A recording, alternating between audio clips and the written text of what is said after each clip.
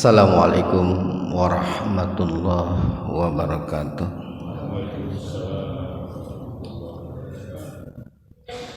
Alhamdulillahi rabbil alamin, alladzi ja'alal jannata hiyal ma'wa li ibadihil mukhlasin wa ja'alan nara ma'aba li ibadihil kafirin. Asyhadu an la ilaha illallah wahdahu la syarikalah wa asyhadu anna Muhammadan abduhu wa rasuluh alladzi la nabiyya wa la rasula ba'dah. Bapak-bapak, ibu-ibu, hadirin ikhwatu iman, jemaah kajian iktikaf yang mudah-mudahan senantiasa mendapatkan ridho dan ampunan Allah Subhanahu wa ta'ala. Alhamdulillah, sampai saat ini kita masih diberikan keinginan dan juga kekuatan oleh Allah Subhanahu wa ta'ala untuk menyempurnakan, memaksimalkan ketaatan-ketaatan kita, pengabdian-pengabdian kita, khususnya di bulan suci Ramadan dan lebih khusus di 10 hari terakhir bulan Ramadan. Dan ini boleh dikatakan merupakan babak final gitu ya, detik-detik di mana kita ini akan mencapai batas akhir dari ibadah-ibadah di bulan suci Ramadan ini, di mana kita pun tahu bahwa setiap segala sesuatu itu ada akhirnya, ada ujungnya.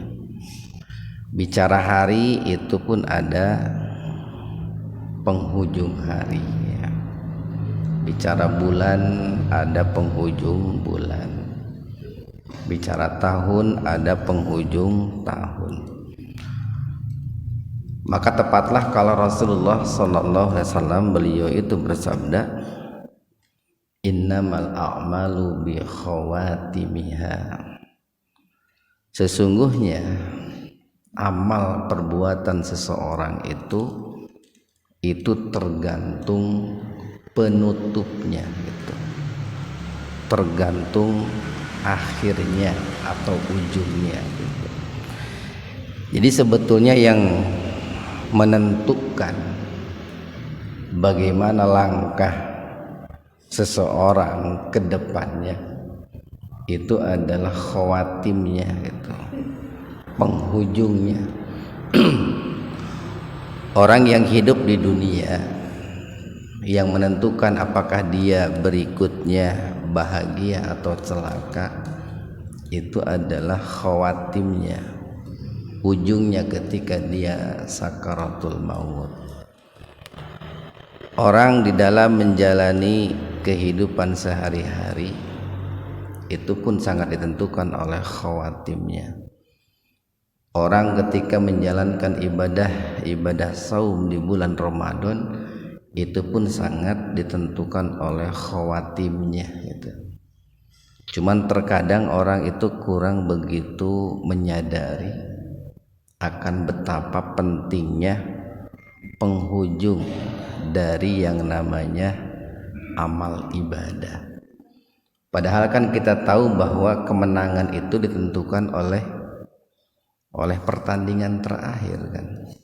Sepak bola kemenangannya itu siapa yang menang, siapa yang kalah itu kan pada pertandingan terakhir. Nah, maka biasanya orang yang cerdas itu akan, agar dia mencapai garis finish dengan selamat dan mencapai kemenangan, katakanlah ketika dia berlari, maka dari awal dia akan mengatur setarnya dengan baik, mengatur langkahnya dengan baik agar bisa mencapai garis finish dalam keadaan segar, dalam keadaan kuat, sehingga bisa mengalahkan yang lainnya. Ikhwanu fiddin arsadakumullah, seperti yang tadi disampaikan bahwa tema kajian kita pada kajian iktikaf kali ini adalah keindahan orang beriman. Ikhwatu iman, kalaulah kita coba perhatikan, kita coba renungkan dari sekian ribu hadis-hadis yang disabdakan oleh Rasulullah sallallahu alaihi wasallam, itu akan cukup banyak kita dapatkan di mana Rasulullah sallallahu alaihi wasallam itu memberikan perhatian yang sangat besar, sanjungan yang sangat besar, ataupun rasa bangga yang sangat luar biasa terhadap orang-orang yang beriman. Salah satunya adalah di dalam hadis-hadis yang disabdakan oleh Rasulullah sallallahu alaihi wasallam itu ada yang disebut dengan hadis-hadis tamtsil. Hadis-hadis tamtsil. Hadis-hadis tamtsil itu adalah hadis-hadis yang di dalam redaksinya, yang di dalam ungkapannya itu ada kata-kata masalun, ada kata-kata al-amsal. Jadi kalau selama ini barangkali kita pernah mendengar ada ayat-ayat tamsil, maka sesungguhnya ada juga hadis-hadis tamsil. Kalau dalam Al-Quran umpamanya Allah berfirman, masalul jannatil lati uidal muttaqun. Nah, di situ ada kata-kata masalu. Atau umpamanya dalam ayat yang lain Allah mengatakan, ketika Allah mengumpamakan orang-orang yang beriman itu dengan kalimat thayyibah. Nah, itu adalah disebut dengan hadis-hadis tamtsil. Nah, sekali lagi di dalam hadis pun cukup banyak hadis-hadis yang ketika diungkapkan oleh Rasulullah sallallahu alaihi wasallam itu menggunakan kata-kata masalu atau al-amsal. Nah, yang tentu saja kenapa kok Rasulullah sallallahu alaihi wasallam ketika menyampaikan hadis-hadis terkait dengan orang-orang yang beriman itu menggunakan kata-kata masalu atau artinya permisalan ataupun perumpamaan, itu memiliki satu atau memiliki beberapa tujuan. Salah satunya adalah satu, untuk menunjukkan betapa indahnya orang-orang yang beriman. Kenapa? Karena ketika sebuah ungkapan itu menggunakan perumpamaan, maka ungkapan itu akan terdengar menjadi sangat indah, Pak. Umpamanya nih, ada orang itu yang begitu cerdas gitu ya. Ada orang itu yang begitu pintar. Kemudian kita katakan bahwa orang itu seperti bintang di langit. Nah, itu, Pak. Ada orang yang begitu tampan, begitu cantik, kemudian kita katakan orang itu cantiknya bagaikan rembulan. Nah, itu kan menjadi indah itu, Pak. Kemudian yang kedua, salah satu hikmah daripada tamsil atau perumpamaan itu adalah untuk memudahkan pemahaman kita terhadap apa yang diungkapkan itu. Terkadang kan sebuah ungkapan itu agak sulit untuk dipahami, Tapi ketika menggunakan perumpamaan itu akan menjadi mudah. Kemudian yang ketiga, tamsil atau perumpamaan itu adalah untuk menjadikan sesuatu itu menjadi lebih berbekas. Jadi dalam hati kita, dalam jiwa kita, apa yang diungkapkan itu akan menjadi lebih berbekas ketika menggunakan perumpamaan. Ikhwanu fiddin arsadakumullah. Nah, di dalam hadis-hadis yang disabdakan oleh Rasulullah sallallahu alaihi wasallam, beliau pun cukup banyak memberikan perumpamaan berkenaan dengan orang-orang yang beriman. Pertama nih, Rasulullah sallallahu alaihi wasallam mengumpamakan orang-orang yang beriman itu seperti lempengan-lempengan emas, atau kalau bahasa kita hari ini barangkali istilahnya emas batangan gitu ya, atau batangan-batangan emas. Nah, kenapa Rasulullah mengumpamakan orang-orang yang beriman itu seperti batangan-batangan emas? Ini kan tentu kalau bicara emas, semua orang itu tahu gitu, apa itu emas. Semua orang di dunia ini sangat menyukai perhiasan yang namanya emas. Betul, ibu-ibu? Ibu-ibu suka emas? Yakin suka? Tuh bapak-bapak, katanya ibu-ibu itu sangat menyukai emas. Ini kode nih bapak, sangat menyukai emas. Makanya Rasulullah SAW melihat betapa luar biasanya keunggulan yang namanya emas, itu dijadikan sebagai bahan untuk mengumpamakan orang-orang yang beriman. Beliau bersabda, masalul mu'min kamathali sabilatid dhahab. Perumpamaan seorang mukmin itu bagaikan lempengan-lempengan emas. Bagaimana keunggulan lempengan-lempengan emas itu? Rasulullah sallallahu alaihi wasallam menjelaskan, inna fakhat ahmarat. Jika lempengan-lempengan emas itu dibakar dengan api, dengan kekuatan panas yang sangat tinggi, sekian derajat Celcius umpamanya, maka lempengan-lempengan emas itu akan memerah warnanya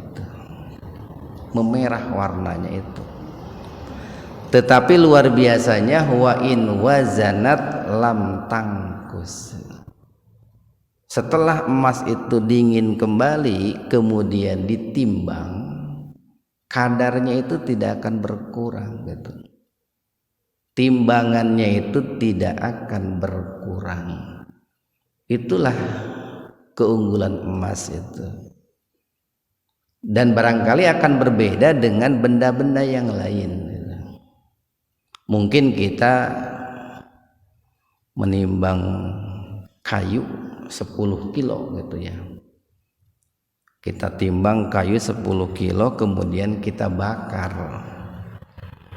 Ketika dibakar mungkin saja akan memerah gitu. Akan memerah. Tapi setelah apinya padam, kemudian kayu yang 10 kilo tadi berubah jadi arang, atau terlebih-lebih jadi debu, abu, maka timbangannya itu tidak akan 10 kilo lagi, pasti akan berkurang. Kita membakar plastik 10 kilo, selesai dibakar kemudian kita timbang, timbangannya itu tidak akan tetap 10 kilo tapi akan berkurang. Tetapi berbeda halnya ketika emas katakanlah 10 kilo kemudian dibakar. Pada saat dibakar warnanya memerah, setelah dingin kita timbang kembali, beratnya itu tidak akan berubah. Kalau emas itu asli akan tetap 10 kilo. Nah, ikhwanu fiddin arsadakumullah, dari ungkapan tersebut itu terdapat beberapa pelajaran yang bisa kita petik terkait dengan keunggulan-keunggulan, keindahan-keindahan orang beriman. Pertama, orang beriman itu adalah orang-orang yang sekalipun diuji oleh Allah, kan pada saat orang itu diuji, Pak, itu akan memerah itu, Pak. Akan memerah itu. Dalam arti orang kan pada saat diuji itu, kalau diuji dengan kenikmatan, dia akan riang gembira. Diuji dengan musibah, dia akan gelisah gitu. Akan gelisah. Nah, tetapi orang-orang yang beriman, apapun itu ujiannya, itu tidak akan menurunkan kadar keimanannya gitu. Apapun ujiannya itu akan tetap menjadikan dia sebagai seorang mukmin yang dicintai oleh Allah Subhanahu wa taala. Ini seperti yang disabdakan oleh Rasulullah sallallahu alaihi wasallam, ajaban li amril mu'min. Sungguh menakjubkan semua urusan-urusan yang menimpa orang-orang yang beriman.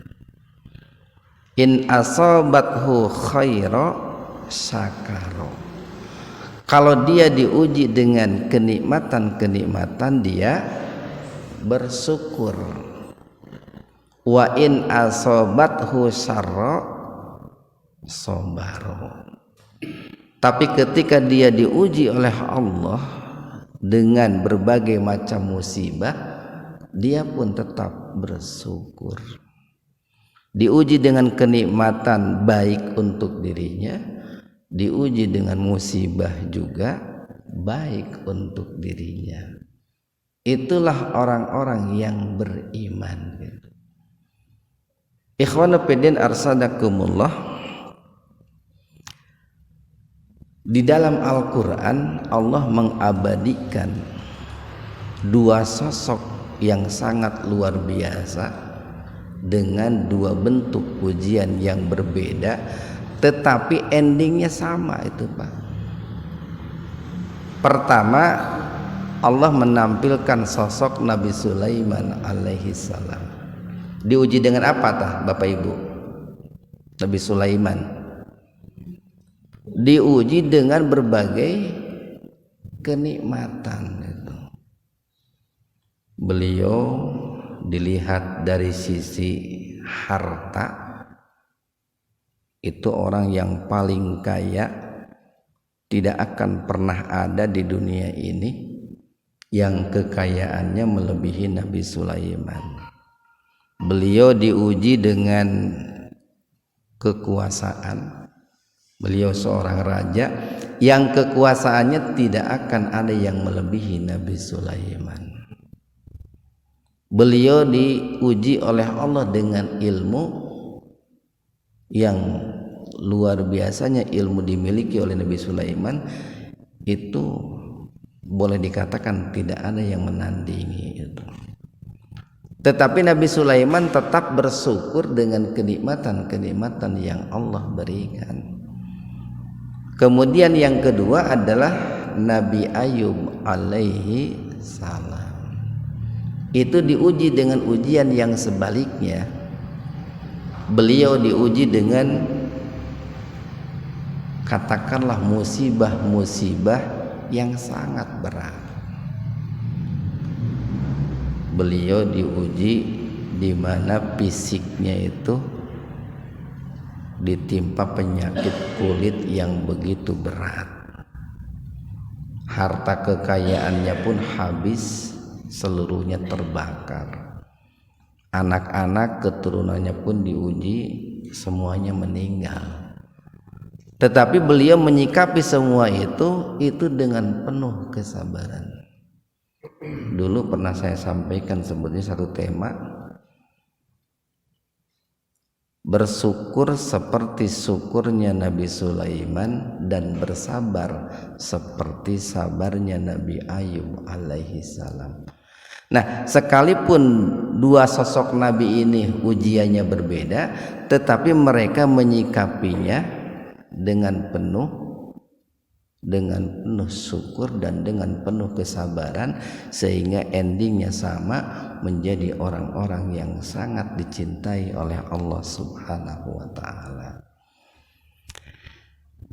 Ikhwanu fiddin arsadakumullah. Jadi sekali lagi, orang-orang yang beriman itu adalah orang-orang yang diuji oleh Allah, maka kualitas imannya itu tidak akan berkurang. Bahkan nih, kalau kita melihat isyarat-isyarat hadis, nanti di yaumul akhir, di hari kiamat, itu akan ada yang namanya yaumul hasroh. Apa yaumul hasroh itu? Hari-hari penyesalan. Yang menyesal itu bukan hanya orang yang masuk neraka, orang-orang yang masuk surga pun ada yang menyesal. Saya tanya nih kepada Bapak Ibu, kira-kira Bapak dan Ibu lebih memilih diuji dengan kenikmatan atau lebih memilih diuji dengan musibah? Pasti dijawabnya itu lebih memilih diuji dengan kenikmatan. Lebih memilih diuji memiliki harta yang banyak, keturunan yang banyak, jabatan kekuasaan yang banyak. Itu jawaban kita hari ini gitu. Tapi nanti ketika kita masuk surga, amin mulia, ketika kita masuk surga, jawabannya itu akan berbeda. Orang-orang yang akan masuk surga atau yang sedang berada di dalam surga itu akan menyesal, kenapa dulu saya ini tidak diuji dengan musibah. Kenapa kok mereka menyesal? Karena orang yang diuji dengan musibah kemudian dia bersabar, lalu dia masuk surga karena sabar, maka derajat surganya, tingkatan surganya lebih tinggi dari orang yang masuk surga karena syukur atas nikmat yang diberikan. Makanya kan pepatah mengatakan yang namanya penyesalan itu di akhir gitu. Tapi walaupun demikian, kita tidak perlu juga meminta untuk diuji dengan musibah. Bisi teu kuat gitu ta. Bisi teu kuat. Tapi sekalipun Allah itu menguji dengan musibah, maka bersabarlah kita ini. Itu luar biasanya yang namanya orang beriman.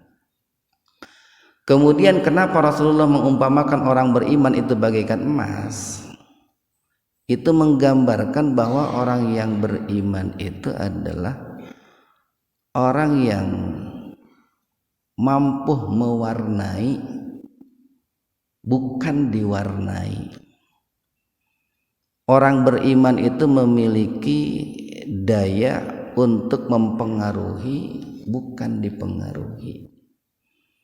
Orang beriman itu memiliki power atau daya magnet yang sangat kuat.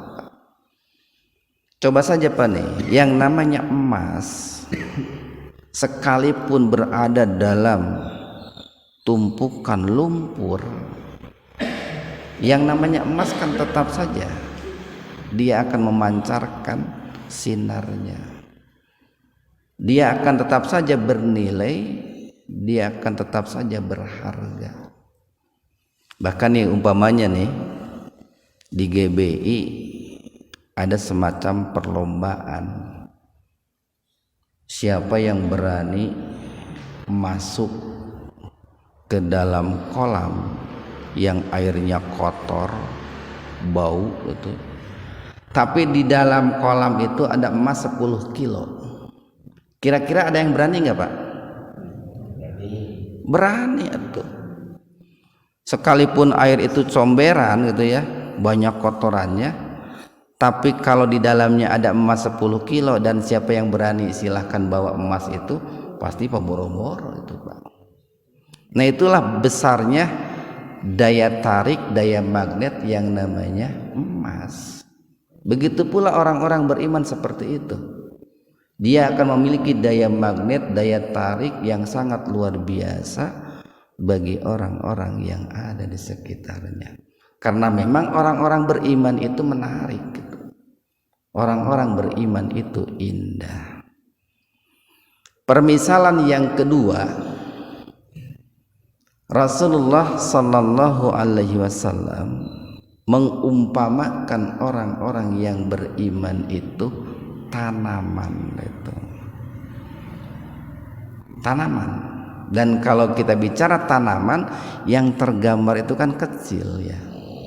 Tidak besar. Beda kalau pohon. Pohon itu kan besar, tinggi. Nah, ini tanaman. Rasul menggambarkan orang-orang yang beriman itu masalul mu'min kamasaliz zar'i. Perumpamaan orang-orang yang beriman itu bagaikan tanaman. Kenapa Rasulullah menggambarkan orang-orang yang beriman itu bagaikan tanaman? Di situ Rasulullah mengatakan, ketika tanaman itu tertiup angin, in asobat hurrih atau in tupi uhurrih atau wala yazalur rih tufi uhu. Rasulullah menggambarkan orang beriman itu bagaikan tanaman. Kan yang namanya tanaman itu senantiasa atau sering tertiup yang namanya angin. Ada angin dari barat tertiup ke timur, ada angin dari timur tertiup ke barat, angin dari kanan tertiup ke kiri, angin dari kiri tertiup ke kanan. Tapi luar biasanya tanaman itu, katakanlah padi gitu ya, itu bisa untuk mengimbanginya Pak, bisa untuk mengimbanginya. Namun cek istilah Sunda mah bisa ngigelanana gitu. Angin dari barat leok ke timur, angin dari timur leok ke barat. Tidak sampai menjadikan batangnya itu patah gitu tak. Tidak sampai menjadikan batangnya itu patah. Dalam kalimat berikutnya Rasulullah mengatakan wala yazalul mu'min yusibuhul bala. Dan orang-orang yang beriman itu akan senantiasa diuji oleh Allah dengan al-bala, dengan ujian-ujian yang tidak diharapkan. Bahkan Rasul mengatakan semakin tinggi keimanan seseorang, maka akan semakin besar ujiannya. Ujian yang paling besar adalah mereka orang-orang yang diberi gelar ulul azmi. Kan ulul azmi itu adalah orang-orang yang memiliki kesabaran yang sangat luar biasa. Di bawahnya itu para rasul, di bawahnya lagi para nabi, di bawahnya lagi orang-orang soleh. Sehingga kita sering mengatakan begini, orang itu pohon itu ketika semakin tinggi maka anginnya semakin kencang. Betul. Sama, orang pun semakin kualitas keimanannya itu bagus, ujiannya itu akan semakin berat. Jadi jangan dikira Rasulullah sallallahu alaihi wasallam itu hidupnya terbebas dari ujian. Ujian yang beliau terima itu jauh lebih berat ketimbang ujian yang kita terima. Bahkan boleh dibilang tidak ada satupun kesengsaraan yang dialami oleh kita manusia hari ini yang belum dirasakan oleh Rasulullah sallallahu alaihi wasallam. Ujian apa yang tidak dirasakan oleh Rasulullah yang dialami oleh kita manusia hari ini? Semuanya pernah beliau rasakan itu, pernah beliau rasakan. Nah, Rasulullah sallallahu alaihi wasallam menggambarkan orang-orang beriman seperti tanaman itu seperti itu. Bahwa orang-orang yang beriman diuji apapun oleh Allah, diuji katakanlah dengan kenikmatan, itu ibarat diuji dengan angin dari kanan. Orang beriman bersyukur. Diuji dengan musibah, katakanlah diibaratkan diuji dengan tiupan angin dari kiri. Orang beriman akan tetap bersabar. Itulah luar biasanya orang beriman, sehingga Rasulullah itu mengumpamakan orang yang beriman itu bagaikan tanaman. Kemudian yang ketiga, Rasulullah sallallahu alaihi wasallam mengumpamakan orang-orang yang beriman itu bagaikan pohon kurma. Beda ya, tanaman dengan pohon kan beda.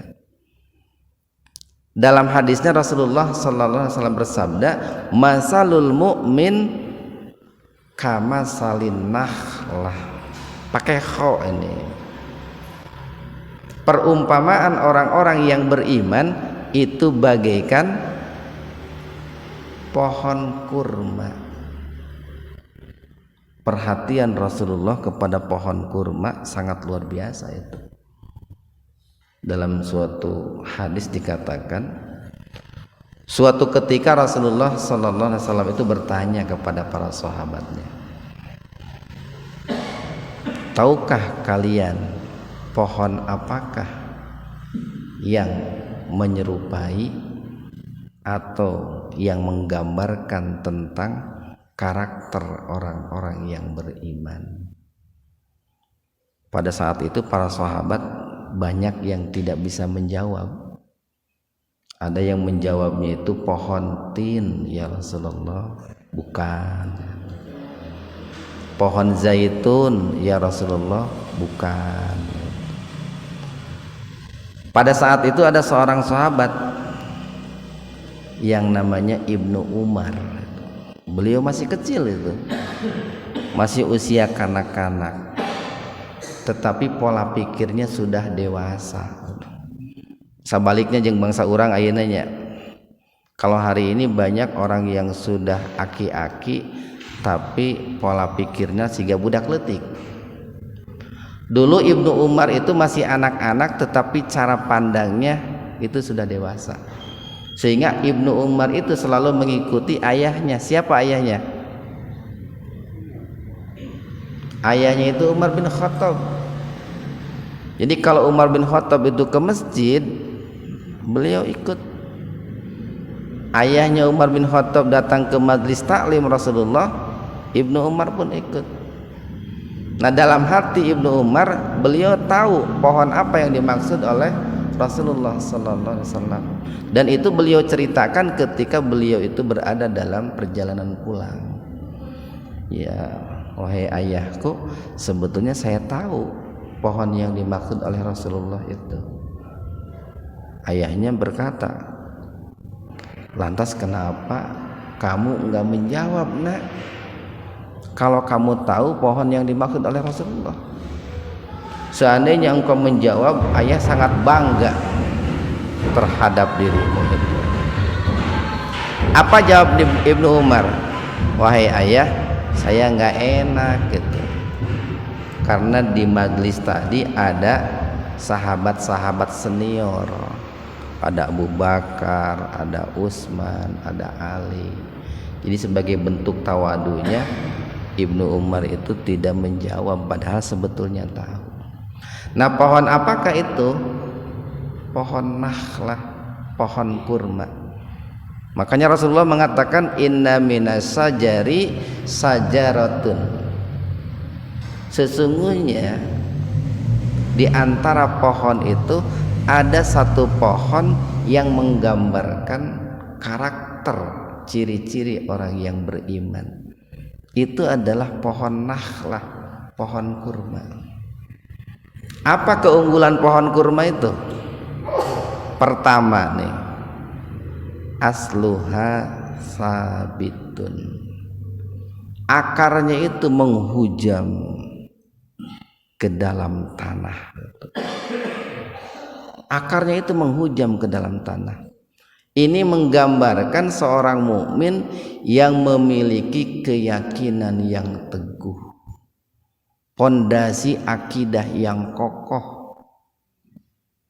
Sehingga dikarenakan dia memiliki keyakinan yang teguh, pondasi akidah yang kokoh, ketika barangkali ada bujukan, ada rayuan untuk keluar dari keimanannya, dia akan bertahan dalam keimanannya.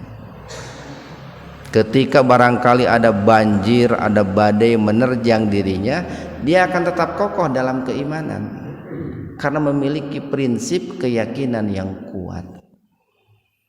Kemudian yang kedua, ciri pohon kurma itu adalah wafaruha fis sama. Batang kurma itu lurus menjulang ke langit. Jadi pohon kurma itu rata-rata lurus, jarang pohon kurma yang bengkok. Itu menggambarkan bahwa seorang mukmin di dalam hidupnya itu fokus, Pak. Fokus. Bagaimana fokusnya hidup seorang mukmin? Fokus kembali untuk kembali kepada asalnya. Kemarin kan dijelaskan tuh oleh Al Ustadz Roni. Tujuan hidup kita itu adalah untuk kembali kepada Allah gitu. Dalam keadaan bahagia dan selamat. Nah, orang-orang beriman pun dalam menjalani hidup seperti itu. Orang beriman itu meyakini, menyadari bahwa hidup di dunia itu mengembara. Maka dia fokus untuk mempersiapkan diri bisa kembali kepada Allah dalam keadaan selamat. Yang ketiga, ciri pohon kurma itu adalah ta'ti ukulaha kullahinin biidnillah. Itu akan mendatangkan buahnya di setiap waktu, di setiap saat. Dan itu akan berbeda dengan pohon-pohon yang lain. Pohon kurma ada musimnya kan ya. Duren di samping Muhajirin ada musimnya. Pohon lengkeng ada musimnya. Kalau bukan musimnya tidak ada rambutan itu. Tapi yang namanya kurma itu setiap hari ada itu. Kurma itu bukan pohon musiman. Sepanjang musim ada yang namanya kurma itu. Makanya kalau bapak ibu pulang dari haji atau umroh, nggak bohong, ditanya ke tetangga mana oleh-oleh kurma nak, nggak ada tuh baruahan kurma nak. Moal percayaan itu teh. Orang tidak akan percaya kalau di Mekah, di Madinah nggak ada kurma, karena kurma itu bukan pohon musiman. Setiap saat akan mengeluarkan buahnya. Nah, itu menggambarkan bahwa orang-orang yang beriman itu akan mengeluarkan manis ya. Dalam hidup ini ya, akan selalu mengeluarkan manis itu setiap saat. Matanya akan memancarkan kesejukan. Lisan orang beriman itu akan mengeluarkan kata-kata yang baik, yang bermanfaat. Pikiran orang beriman itu akan mengeluarkan pikiran-pikiran yang membangun, pikiran-pikiran yang produktif. kinerja orang-orang beriman itu akan penuh dengan tanggung jawab. Itu kan sesuatu yang manis, yang indah itu. Kemudian yang keempat, keunggulan pohon kurma itu la yaskutu warokuha, itu tidak suka menjatuhkan daun. Beda ini dengan pohon-pohon yang lain. Kemarin itu depan masjid kita Muhajirin banyak pohon itu. Satu hari saja tidak disapu. Minta ampun nih halaman masjid kotornya itu. Satu hari itu. Berbeda dengan pohon kurma, itu tidak suka menjatuhkan daunnya. Seolah-olah pohon kurma itu sadar betul kalau daunnya itu jatuh, keindahannya itu akan berkurang. Keindahannya itu akan hilang. Manfaatnya itu akan hilang. Kan dengan adanya daun kurma, orang bisa berteduh di bawahnya. Beda Pak, di Mekah dengan di kita beda. Di kita sekalipun barangkali tidak berteduh di bawah pohon, cuacanya kan tidak ekstrim seperti di sana. Beda Pak, cara pandang orang Mekah Madinah dengan cara pandang kita. Bagi orang Mekah dan Madinah itu melihat indahnya hijaunya dedaunan itu mungkin sama dengan kita melihat indahnya emas, Pak. Bagi mereka melihat hijau daun itu kenikmatan yang sangat luar biasa. Bahkan mungkin suatu saat kita pun akan begitu, Pak. Ketika di negeri kita Indonesia sudah berkurang ya pepohonannya, dedaunannya, mungkin kita akan agak kesusahan mencari daun-daun yang hijau yang bisa menyejukkan mata kita itu. Nah, begitu pula orang-orang yang beriman itu punya daun. Bapak Ibu punya daun enggak? Punya tuh. Kita ini punya daun, indra kita itu daun. Telinga itu daun. Makanya kita sering menyebutkan daun telinga, kan gitu ya. Mulut kita itu daun. Pandangan kita itu daun. Maka akan terlihat orang-orang yang beriman, dia akan mendengarkan hal-hal yang baik karena dia sadar telinga itu adalah daun. Dia tidak akan rela mengotori telinganya. Orang-orang beriman akan berbicara dengan baik, bermanfaat karena dia sadar bahwa ucapannya itu daun. Orang-orang beriman akan melihat yang baik-baik karena dia sadar bahwa matanya itu adalah daun. Artinya orang-orang beriman itu tidak akan merusak akhlaknya dengan akhlak-akhlak yang tercela. Karena ketika orang beriman merusak dengan akhlak-akhlak yang tercela, keindahannya itu menjadi hilang gitu Pak, hilang. Orang rajin sholat gitu Pak, akidahnya bagus, sholatnya rajin, tapi kalau akhlaknya buruk itu tidak indah itu Pak, tidak indah. Orang-orang akan mengatakan si bapak itu sholatnya rajin tapi kelakuannya kok jelek banget. Nah gitu Pak. Jadi akhlak kita itu adalah daun yang harus kita jaga. Ikhwanu fiddin arsadakumullah. Muka sabaraha tah? Tilunya. Tilu opat.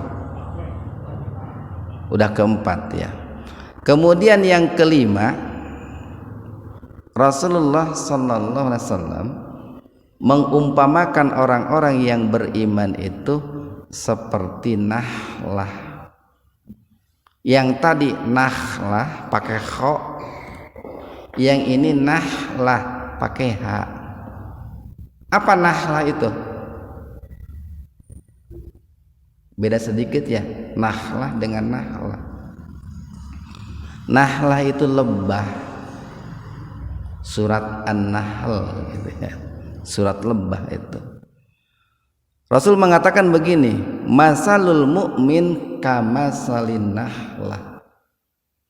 Perumpamaan orang-orang yang beriman itu bagaikan lebah. Nah, ini Rasulullah menjadikan lebah untuk mengumpamakan orang-orang yang beriman.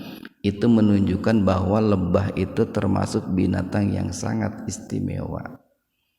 Tidak mungkin Rasulullah menjadikan sesuatu untuk perumpamaan orang beriman kalau tidak memiliki keistimewaan.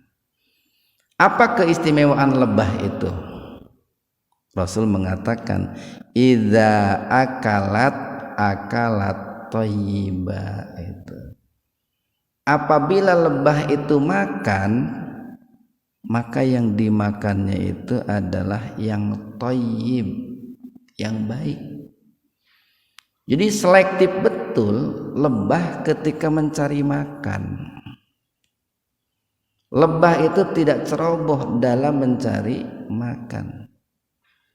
Sehingga saking selektifnya kita mudah untuk memilih dan memisahkan jenis-jenis madu itu. Ini di tukang madu ya, ada madu pohon rambutan gitu ya, madu pohon lengkeng gitu, madu pohon manggis. Itu kan luar biasa.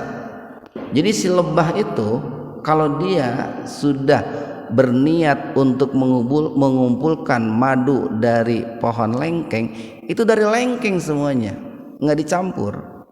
Kalau sudah berniat untuk mengumpulkan madu dari pohon manggis, dari pohon manggis semuanya itu.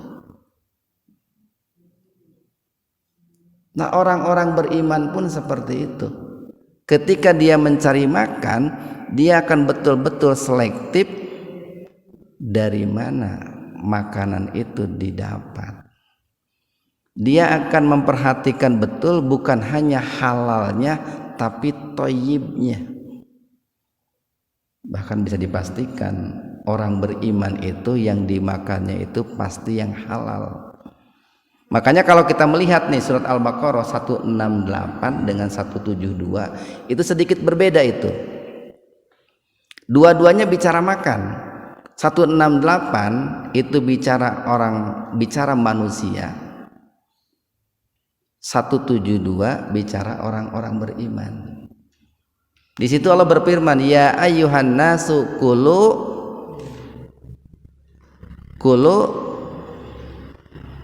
ya ayyuhan nasu kulu mimma fil ardi halalan thayyiba.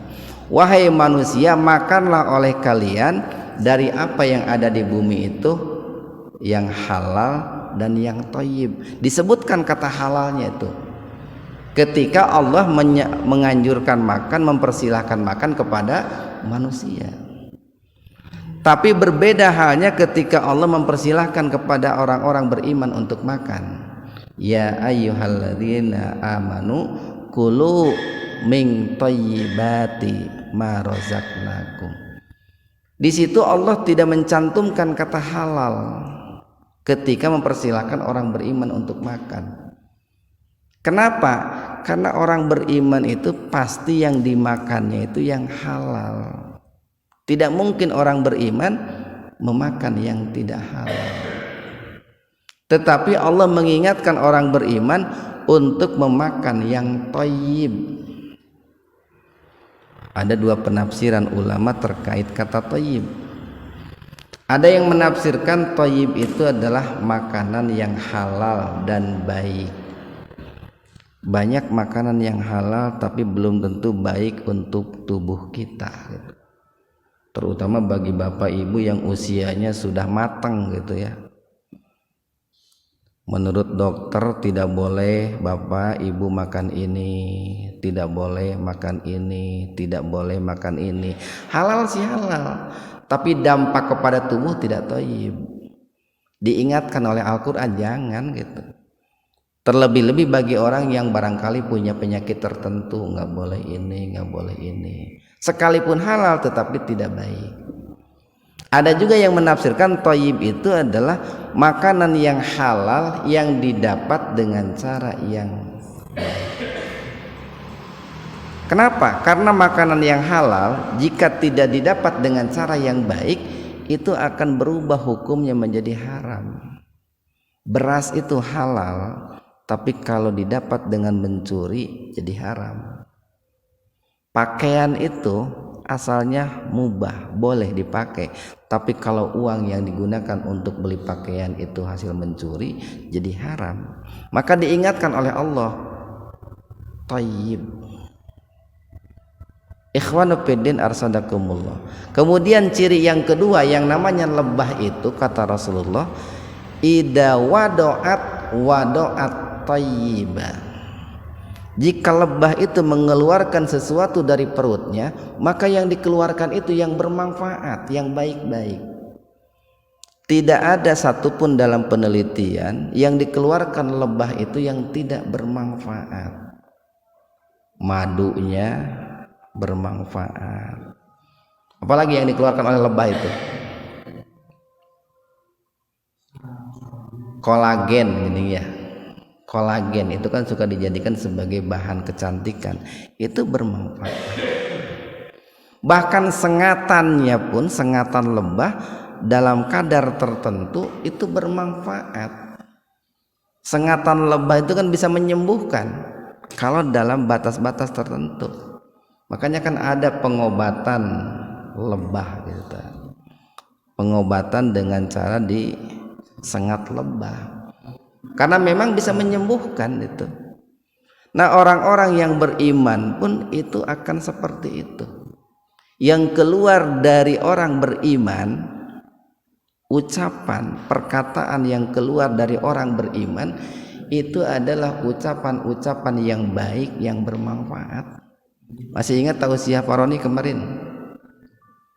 Orang beriman itu kan melihat dengan mata yang dilihatnya baik. Orang beriman itu mendengar dengan telinga yang didengarnya pun baik. Apa yang dilihat dan apa yang didengar itu diolahkan di kepala di sini nih. Setelah diolah dikeluarkan melalui mulut, maka yang dikeluarkannya pun yang baik-baik. Nah, seperti lebah yang dikeluarkannya itu semuanya baik. Orang beriman pun seperti itu. Bahkan kita sering mengatakan kita ini manusia punya bisa gitu. Punya bisa. Bukan hanya lebah yang punya bisa itu, bukan hanya ular yang punya bisa. Kita pun manusia punya bisa. Ini saya nih lagi bicara di sini, ini dalam rangka mengeluarkan bisa gitu. Dalam rangka mempengaruhi orang agar menjadi lebih baik. Makanya kan ada orang itu kalau gaulnya dengan preman karena sering mendengar bisa-bisa yang buruk, dia menjadi buruk. Ada orang yang gaulnya dengan kiai karena sering mendengar bisa-bisa yang baik, dia menjadi baik. Maka orang yang beriman karena dia sadar betul bahwa ucapannya itu bisa, maka dia akan selalu mengeluarkan bisa-bisa yang baik. Terakhir nih satu saja. Rasulullah Shallallahu Alaihi Wasallam mengumpamakan orang-orang yang beriman itu bagaikan cermin itu. Tahu Bapak Ibu cermin? Ibu-ibu pasti lebih tahu yang namanya cermin kan. Karena ibu-ibu itu kalau ngaca lila pisan gitu. Ya Pak. Makanya wajar kalau dalam bahasa Arab antara cermin dengan perempuan itu punya kemiripan.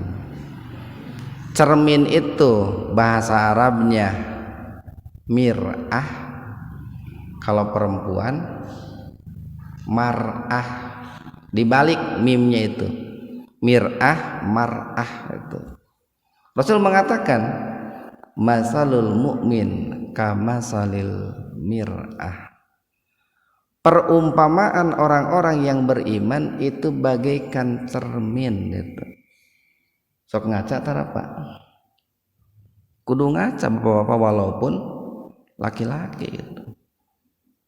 Untuk apa kita bercermin? Salah satunya adalah untuk melihat kekurangan kita, untuk melihat sesuatu yang kotor dalam diri kita.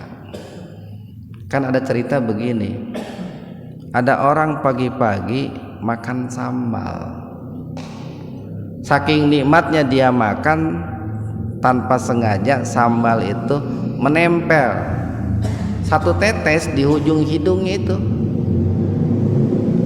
Sampai sore hari orang itu merasa, kenapa kok dari tadi bau sambal ya? Udah mencium bajunya nggak bau sambal, mencium tangannya juga tidak bau sambal karena sudah dicuci tadi. Tapi bau sambal selalu mengikutinya. Pas bercermin, ternyata sambalnya itu ada di ujung hidung itu Pak. Di dia ternyata sambal di ujung hidung. Nah, fungsinya bercermin itu seperti itu.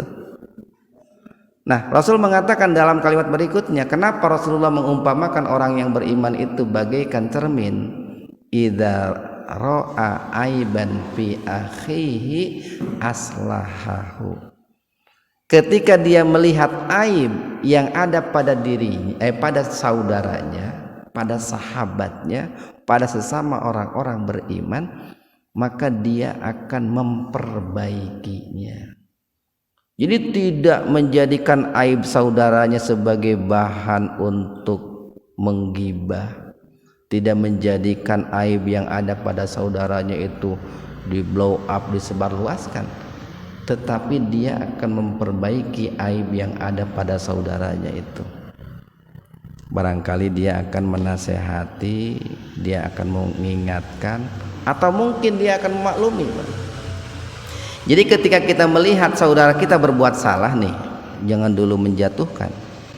Pertama, kita harus husnudon. Barangkali saudara saya berbuat salah itu karena ketidaktahuannya gitu. Barangkali saudara saya itu berbuat salah karena dia tidak sadar kalau itu salah. Barangkali saudara saya berbuat salah itu karena terpaksa gitu.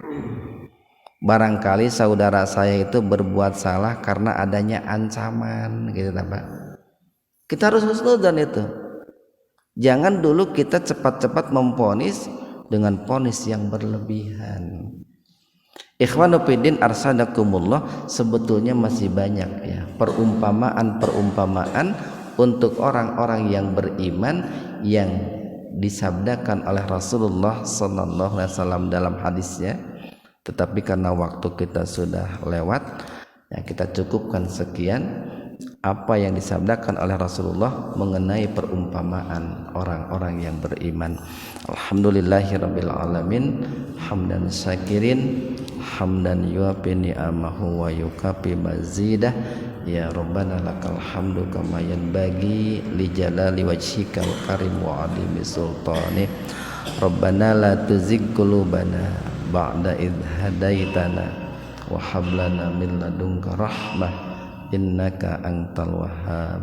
Rabbana hab lana min azwajina wa dhurriyyatina qurrata a'yun waj'alna lil muttaqina imama. Allahumma inna nas'aluka rizqan katsira halalan thayyiban mubarakan fi. Allahumma innaka afuwun tuhibbul afwa fa'fu anni. Allahumma innaka afuwun tuhibbul afwa fa'fu anni. Allahumma innaka afuwun tuhibbul afwa fa'fu anni. Rabbana atina fid dunya hasanah wa fil akhirati hasanah wa qina adzabannar. Assalamualaikum warahmatullahi wabarakatuh.